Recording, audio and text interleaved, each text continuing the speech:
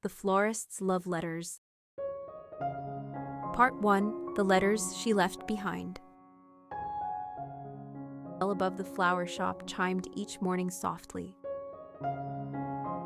As if it understood the importance of quiet, the shop itself felt enchanted.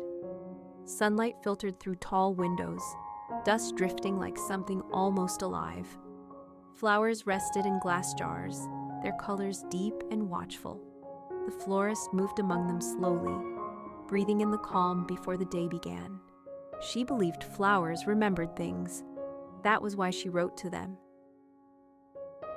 Every bouquet that left her hands carried a small folded note, tucked carefully between stems and paper.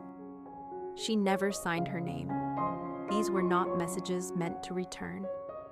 They were wishes, sent out into the world and forgotten. For someone who needs beauty today, customers came and went, apologies wrapped in lilies, hope hidden in sunflowers, silence sleeping inside roses. By evening, the shop grew still. She turned the sign to closed, unaware that something had begun to listen. Part 2. The Letter That Found Its Way Back. As the florist swept up fallen petals at closing time, she paused for a moment, sensing that something was different. Her gaze was drawn to an envelope on the counter. It sat there quietly, as if it had been placed with care and purpose, waiting for her attention. In that spot where no letter had been before, the envelope seemed to belong, resting gently as if it were a treasured secret. There was no name on it, just a single line penned in delicate ink, inviting her to discover what it held inside. For the one who writes. Her hands trembled as she opened it. "Your words reached me," the letter said. "I don't know who you are, but I felt them all the same." She looked toward the door, half expecting someone to be there. No one was. That night, she locked the shop with the strange feeling of being seen for the first time. Part 3. The Letters That Waited, She Wrote Back.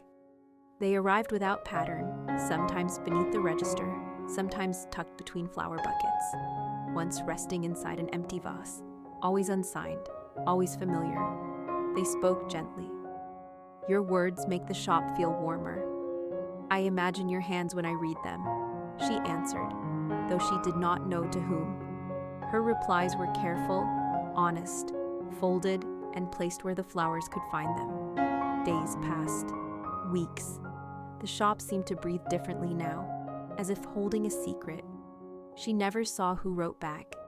She began arriving earlier, leaving later, listening for footsteps that never came.